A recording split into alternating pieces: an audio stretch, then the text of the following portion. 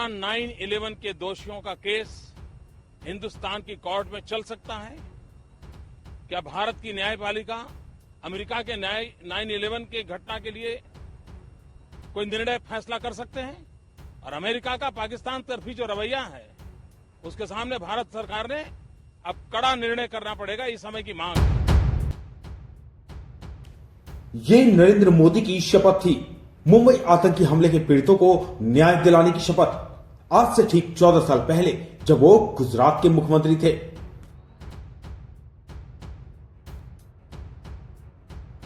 और मैं विश्व के सामने सवाल खड़ा करना चाहता हूं, क्या 9/11 के दोषियों का केस हिंदुस्तान की कोर्ट में चल सकता है?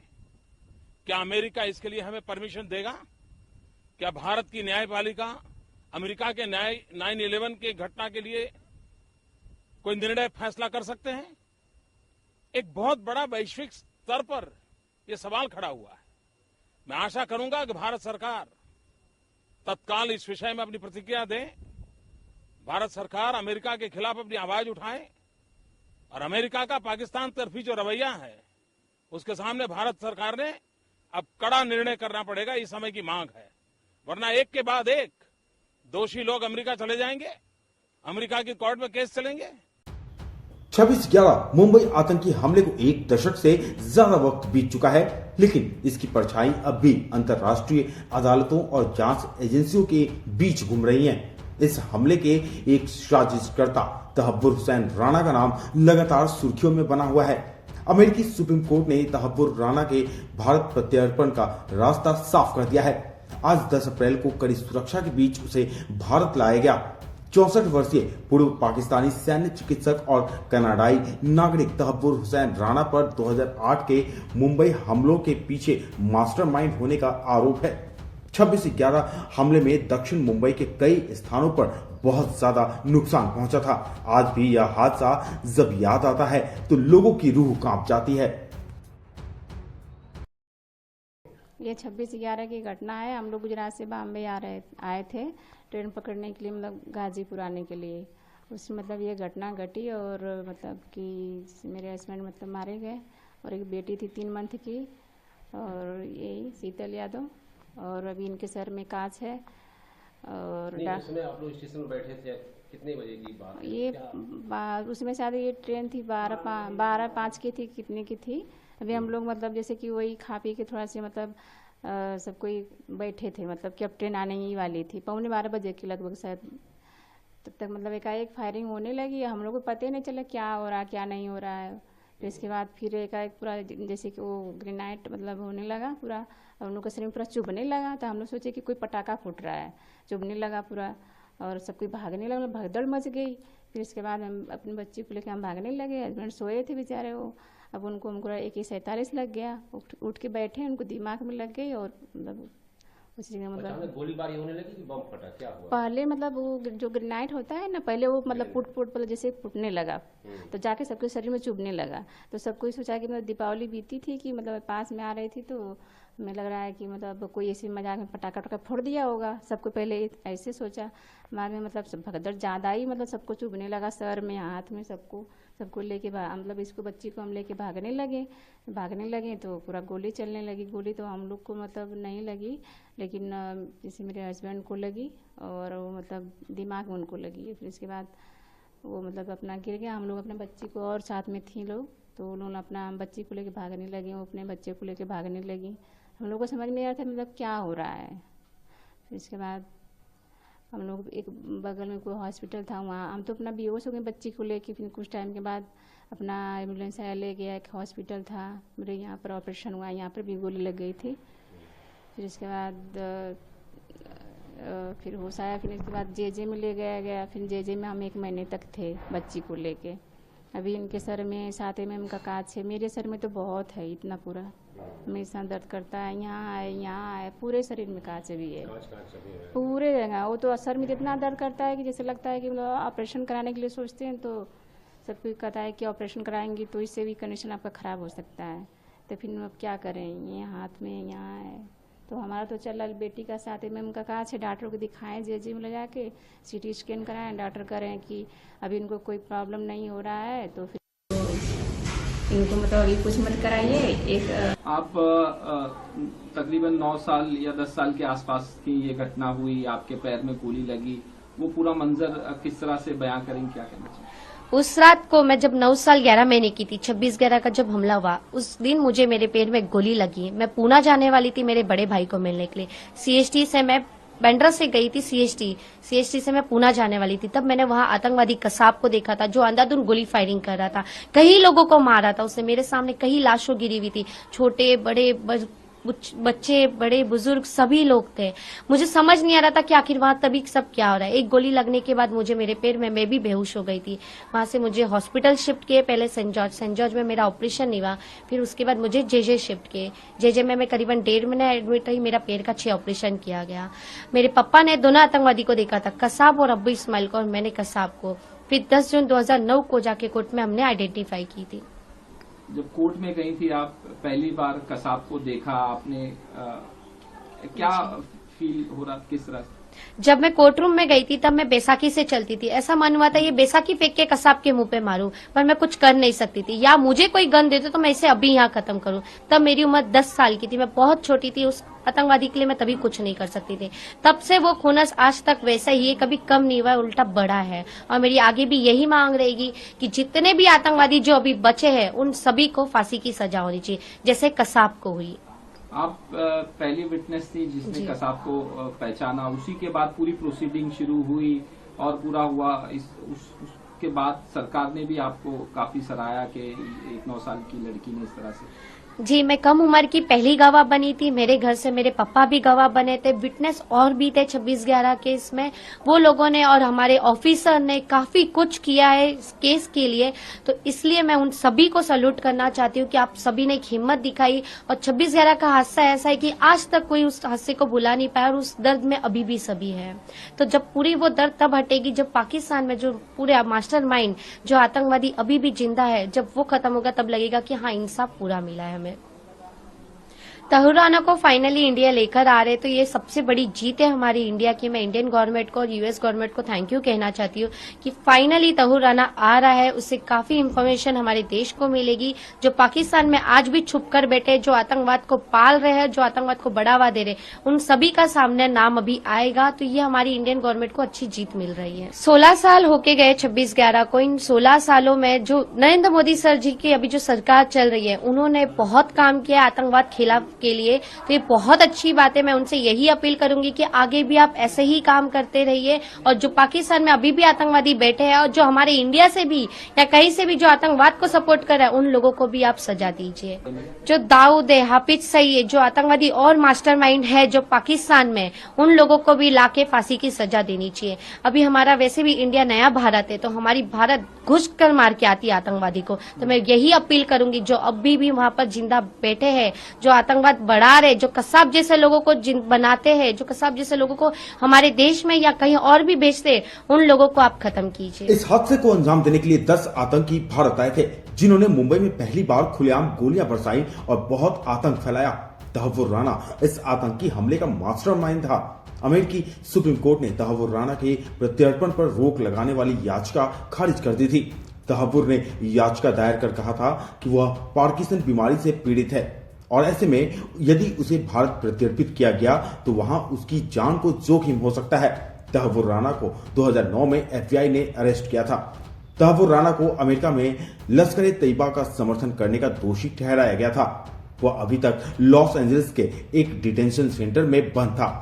26 नवंबर 2008 को आतंकी संगठन लश्कर ए तैयबा के 10 आतंकियों ने मुंबई पर 4 दिनों तक आतंक मचाकर सैकड़ों लोगों की जान ले ली थी। इस हमले में 9 हमलावर समेत कुल 175 लोग मारे गए थे। अजमल कसाब का जैसा अंडा सेल, बिरयानी इतना सेवा देने की जरूरत नहीं है। इसके लिए एक लॉ बनना चाहिए अलग से। आतंकवादी लोगों के लिए एक सिस्टम बनना चाहिए कि 2 से 3 महीना में फांसी दे दिया जाए या 20 रास्ते पे गोली मार दिया जाए। उनको ला के बिरयानी खिलाओ, करोड़ों रुपए खर्चा करो, पैसा वेस्ट है। हम जैसे इंसानों लोगों के सोचने के लिए कि गरीब लोग को कैसा आगे बढ़ाओ, देश की सुरक्षा कैसे करूं, वो कोई मेहरबानी नहीं कर रहा है। वो आ रहे तो हमारे देश में आके आतंकवादी हमला किया, कितने लोगों की जान लिया है। मैं दुबई सऊदी वगैरह में सुनता हूँ चोरी किया तो हाथ काट दिया, ये कुछ किया तो यहाँ भी आतंकवादी के लिए एक सिस्टम बनना चाहिए, फास्ट ट्रैक पे चलना चाहिए। कसाब के जैसे अंडा सेल में बिरयानी वगैरह नहीं जाना चाहिए। आ रहा है, हमारे दिल को उस दिन सुकून मिलेगा। मैंने उस दिन देखा हूँ कितने लोग मरे, त्योहार मनाने जा रहे थे, बकरीद का त्योहार था, कितने लोग बेघर हो गए, किनके माँ बाप गए, किसी का भाई गया, किसी का बहन गया। सरकार अपना काम कायदे से करे। मोदी जी से रिक्वेस्ट करता हूँ, राष्ट्रपति से रिक्वेस्ट करता हूँ, उनको मेरे हिसाब से 15 दिन के अंदर में दिया तो बहुत अच्छी बात है। 20 पब्लिक में दिया तो आज पाकिस्तान का आतंकवादी को डर पैदा होएगा, नहीं तो उनको मारना है या मरना है। आज 16-17 साल हो गया, किसी के घर में जाके पूछो, किसी का बाप चला गया, पैसा देने से कुछ नहीं होता है। आज मैं वहीं पे हूँ, सरकार हमारे लिए नहीं सोचती है, आतंकवादी लोग लिए सोचती है। राष्ट्रपति से, हिंदुस्तान के हर एक बड़े कोर्ट से मैं हाथ जोड़ के मैं बोलता हूँ, उनके लिए अलग से एक सिस्टम बनाना चाहिए, पार्लियामेंट में या कुछ भी हो। बस यही कहना चाहता हूँ, उनको ज्यादा दिन मत रखो, ज्यादा वेस्ट टाइम मत रखो। जब उसको फांसी दे दिया जाएगा 10 से 15 दिन या 2 महीने के अंदर में, तब खुशी मनाऊंगे, पटाखा फोड़ूंगा और हर एक को इंसाफ मिलेगा। अभी तक इंसाफ नहीं हुआ है। इससे पहले मैं 1999 में मैंने देखा था एक बड़ा आतंकवादी, मैं बहुत छोटा था शायद, बड़ा आतंकवादी को पकड़ा था इंडिया गवर्नमेंट ने, प्लेन हाईजैक करके उनको छुड़ा लिया। आज वो पाकिस्तान में खुलेआम घूम रहा है। ये मास्टरमाइंड है, इसके लिए भी लोग हाथ पांव चलाएंगे, उसके पहले उसको मौत के घाट उतार दो। तहव्वुर राना के पास कनाडा की नागरिकता है। उसने पाकिस्तान की खुफिया एजेंसी ISI के साथ मिलकर मुंबई हमले की साजिश रची थी। तहव्वुर राणा ने दाऊद गिलानी उर्फ डेविड हेडली को भारत की यात्रा करने में मदद पहुंचाई थी। तहव्वुर राणा ने मुंबई हमले में मारे गए आतंकियों को मरणोपरांत पाकिस्तान के सर्वोच्च सैन्य सम्मान देने की मांग पाकिस्तान से की थी। अपने भारत प्रत्यर्पण के खिलाफ तहव्वुर राणा ने कई बार अमेरिकी अदालतों में गुहार लगाई, मगर सुप्रीम कोर्ट से अपील खारिज होने के बाद उसके भारत आने का रास्ता साफ हो गया। प्रधानमंत्री मोदी की फरवरी महीने में अमेरिकी यात्रा के दौरान ट्रंप ने तहव्वुर राणा के प्रत्यर्पण का ऐलान किया था। In addition, the United States and India will be working together like never before to confront the threat of radical Islamic terrorism, a threat all over the world, actually. Today, I'm pleased to announce that my administration has approved the extradition of one of the plotters and one of the very evil people of the world, and having to do with the horrific 2008 Mumbai terrorist attack, to face justice in India. So he's going to be going back to India, face justice. आतंकवाद के खिलाफ लड़ाई में भारत और America दृढ़ता से साथ खड़े रहे हैं और मैं राष्ट्रपति जी का आभारी हूं कि उन्होंने 2008 के जिसने भारत में नरसंहार किया था, उस मुजरिम को अब भारत के हवाले करने का निर्णय किया है। भारत की अदालतें उचित कार्यवाही करेंगी। भारत सरकार 2019 से आतंकी तहव्वुर राणा के प्रत्यर्पण की कोशिश में जुटी थी। अमेरिका से तहव्वुर राणा को भारत लाने की निगरानी राष्ट्रीय सुरक्षा सलाहकार अजीत डोभाल और गृह मंत्रालय कर रहा था। अमेरिकी अदालतों में पेश दस्तावेजों के मुताबिक तहव्वुर राणा और हेडली मुंबई हमलों की साजिश रचने वाले मुख्य शख्स थे। दोनों के ISI अधिकारी मेजर इकबाल से घनिष्ठ संबंध भी थे। जांच में ये भी सामने आया कि तहव्वुर राणा ने दुबई से मुंबई की यात्रा की थी। पुलिस की जांच रिपोर्ट बताती है कि वह 11 से 21 नवंबर 2008 तक पवई स्थित रेनेसा होटल में ठहरा था। उसके जाने के 5 दिन बाद यानी 26 नवंबर को मुंबई आतंकी हमलों से दहल उठा था। तहव्वुर राणा के प्रत्यर्पण के बाद अब NIA उसे दिल्ली स्थित अपने मुख्यालय में पूछताछ करेगी। लिहाजा सुरक्षा व्यवस्था को बेहद ही कड़ा कर दिया गया है। तिहाड़ जेल प्रशासन ने उसकी कड़ी सुरक्षा में निगरानी रखने के लिए अपने विभाग में सुरक्षा आकलन शुरू कर दिया है। तहव्वुर राणा को एक उच्च सुरक्षा वाले वार्ड में रखा जाएगा, जहां उसकी गतिविधियों पर 24/7 निगरानी रखी जाएगी। वहीं डेविड कोलमैन हेडली के भारत प्रत्यर्पण पर गृह मंत्री अमित शाह ने क्या कहा, सुनिए जरा। राणा का जो है एक्स्ट्राडिशन जो है हो रहा है, वो कुछ दिनों में यहाँ आ जाएंगे। क्या डेविड हेडली के लिए भी हम ये वो करेंगे? कुछ उम्मीद है कि वो भी? देखिए, मोदी सरकार का प्रयास है कि जिन लोगों ने भी भारत की जमीन, भारत का सम्मान, और भारत के नागरिकों के साथ दुर्व्यवहार भी किया है, वो हमारे कानून के जद में लाना चाहिए। और मैं मानता हूं तब राणा की यहां वापिस आना ये मोदी सरकार की कूटनीति का बहुत बड़ी सफलता है जी। तो क्योंकि जिनके समय में जब बम धमाके हुए वो तो ला नहीं पाए, मगर आज वो वापिस आएगा, हमारी अदालत के सामने पेश होगा, हमारे संविधान के तहत उसको सजा होगी। ये देश के लिए बहुत बड़ी उपलब्धि है। तहव्वुर राणा के भारत प्रत्यर्पण के बाद पाकिस्तान ने तहव्वुर राणा से अपना पल्ला झाड़ लिया है। खबर है कि पाकिस्तान के विदेश मंत्रालय की तरफ से ये कहा गया है कि राणा ने कई सालों से अपने डॉक्यूमेंट्स अपडेट नहीं किया है। आपको बता दें कि पाकिस्तानी कानून के मुताबिक कोई भी पाकिस्तानी नागरिक ड्यूल सिटीजनशिप यानी दोहरी नागरिकता रख सकता है। यानी पाकिस्तान का सफेद झूठ एक बार फिर से सामने आया है। पाकिस्तान के लिए ये कोई नई बात नहीं है। On the Tahavvur Rana issue, we have conveyed our position regarding his Canadian nationality.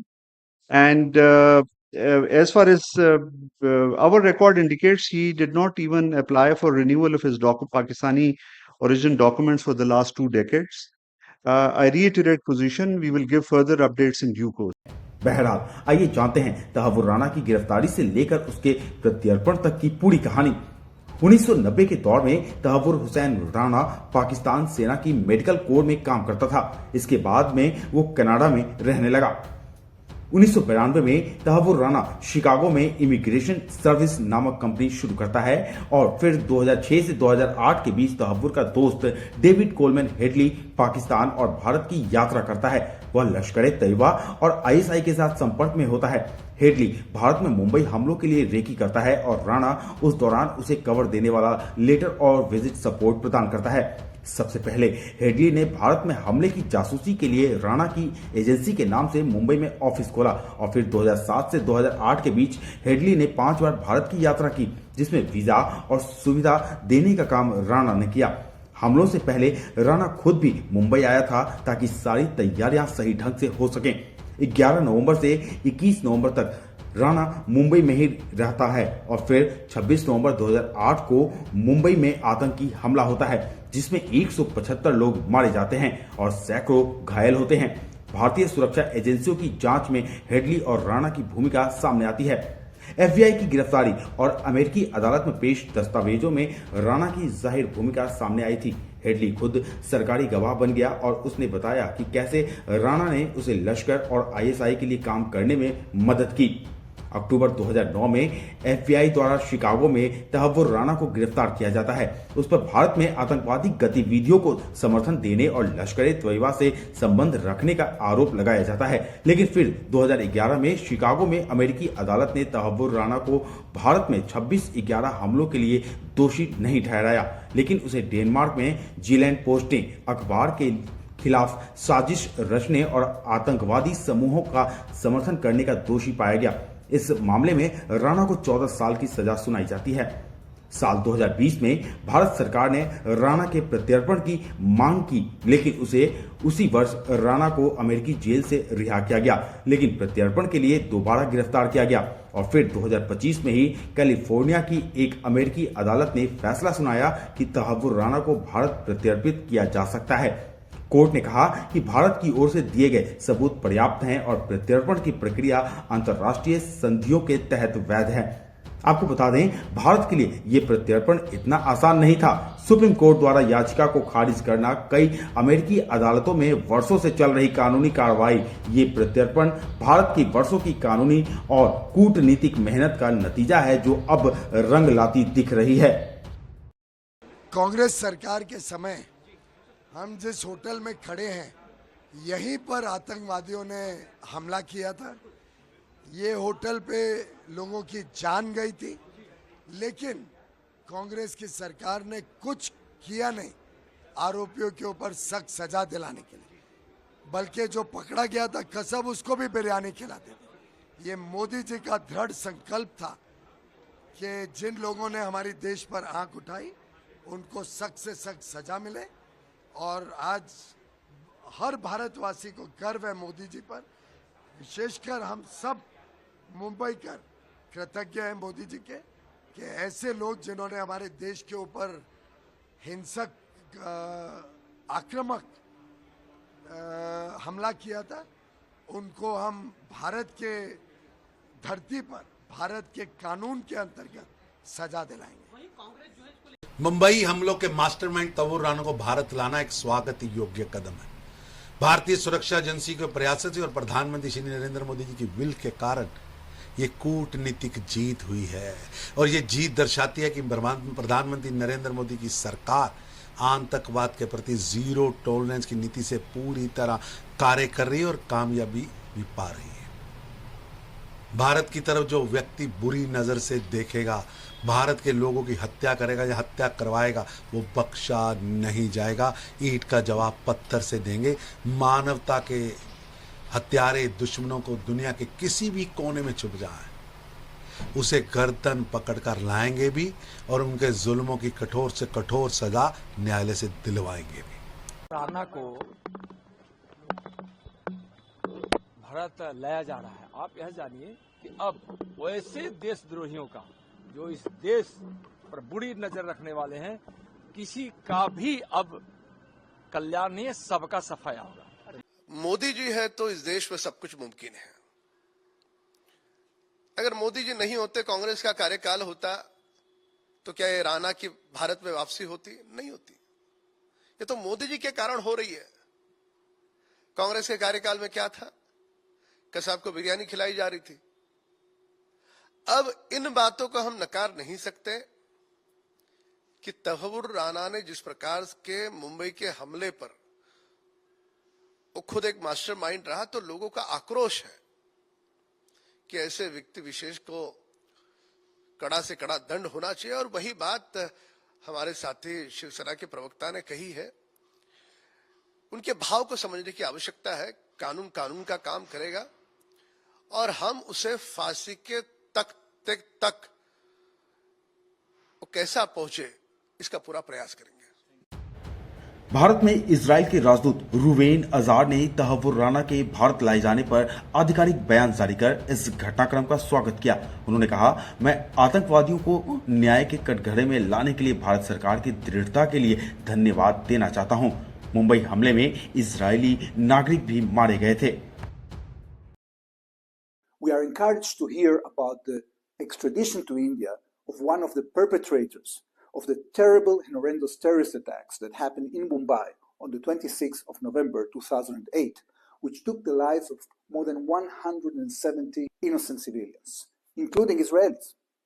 I would like to thank the government of India for its persistence in bringing the terrorists to justice. Tahawwur Rana को NIA अपनी custody में लेकर पूछताछ करेगी। ISI और लश्कर से उसके संबंधों की जांच भी होगी। अब अदालत में चार्जशीट और ट्रायल की प्रक्रिया शुरू की जाएगी। तहव्वुर राणा की भारत वापसी 26/11 पीड़ितों के लिए न्याय की दिशा में एक बड़ा कदम है। यह भारत की आतंकवाद के खिलाफ लड़ाई की मजबूती को भी दिखाता है। अब सबकी नजर इस बात पर है कि एनआईए की पूछताछ और कानूनी कार्रवाई से आतंक के पीछे किए बाकी चेहरों पर से भी पर्दा उठेगा। इस खबर में फिलहाल इतना ही। देश और दुनिया की तमाम खबरों के लिए आप इंडिया आज को सब्सक्राइब करें और देखते रहें इंडिया आज।